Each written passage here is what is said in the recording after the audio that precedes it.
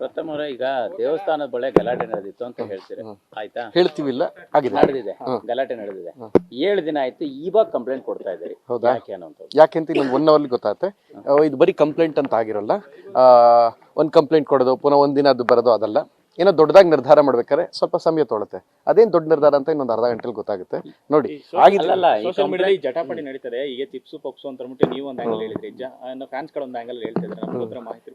NIA ಎಲ್ಲ ಒಂದು ಕೆಲಸ ಮಾಡಿ, ಎಲ್ಲ ನಿಲ್ಸ್ಬಿಡಕ್ಕೆ ಹೇಳಿ.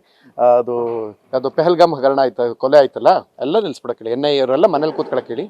ಇವರು ತನಿಖಾ ವರದಿ ಸಿದ್ಧಪಡಿಸ್ಬಿಟ್ಟಿದ್ದಾರೆ. ಯಾರೋ ಡುಬಾಕ್ ಕಂಪ್ನಿಯವರೆಲ್ಲ ಇವ್ರು ಕೂತ್ಕೊಂಡು ಹೇಳ್ಬಿಟ್ರಂತೆ, ಎನ್ಕ್ವೈರಿ ಮಾಡ್ಬಿಟ್ಟಿರು. ಮಾಡಲಾಗಿ ನಮಗೆ ದಾಖಲಾತಿಗಳು ಸಿಕ್ಕಿರುತ್ತದೆ. ಅವ್ರು ಕುಡಿದು ಅವ್ರಿಗೆ ಒಂದು ಮಾತು ಹೇಳಿ ದಯವಿಟ್ಟು ಮ್ಯೂಟ್ ಹಾಕ್ಬೇಡಿ. ನಾನು ನಿಮಗೆ ರಿಕ್ವೆಸ್ಟ್ ಮಾಡ್ಕೊತಾ ಇದ್ದೀನಿ, ಮ್ಯೂಟ್ ಹಾಕ್ಬೇಡಿ. ಒಂದು ರಿಕ್ವೆಸ್ಟ್, ನನ್ನ ಬ್ಲಡ್ ಟೆಸ್ಟ್ ಮಾಡಿ. ಯಾರು ಕುಡಿತಾರೆ, ಯಾರು ಕುಡಿಯಲ್ಲ, ಯಾವ ನಟ ಕುಡಿತಾರೆ, ಕುಡ್ಕೊಂಡೇ ಕೂತಿರ್ತಾರೆ, ಜನಕ್ಕೆ ಗೊತ್ತು. ನನ್ನ ಲೈಫಲ್ಲಿ ಒಂದು ಡ್ರಾಪ್ ಬಿಯರ್ ಹೇಗಿದೆ ಅಂತ ಟೇಸ್ಟ್ ನೋಡಿಲ್ಲ. ಸ್ಮೋಕ್ ಇಲ್ಲ, ನಾನ್ ವೆಜ್ ಕೂಡ ನಾನು ತಿಂತಾ ಇರಲ್ಲ.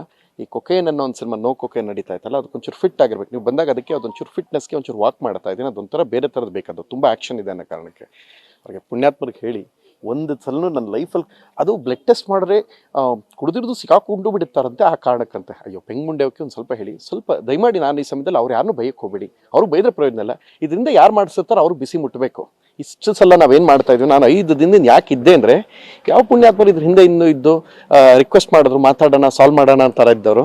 ಕಟ್ ಮಾಡಿ ನೋಡ್ರಿ, ನಾನು ಸಂಜೆ 6:15 ಎಲ್ಲ ಪೇಜಲ್ಲಿ ಹಾಕಿಸ್ಬಿಟ್ಟವ್ರೆ. ಇರಲಿ, ನನಗೆ ಗೊತ್ತು ಹೇಗೆ ಮಾಡಬೇಕು ಅಂತ. ಇದು ಬರೀ ಸೋಷಿಯಲ್ ಮೀಡಿಯಲ್ಲಿ ಹಾಕಿ ಅಥವಾ ಇದ್ರಲ್ಲಿ ಯಾವುದೋ ಹಾಕೋದು ಅಲ್ಲ. ಇದು ಗೊತ್ತು ನಾವು ಯಾವ ಥರ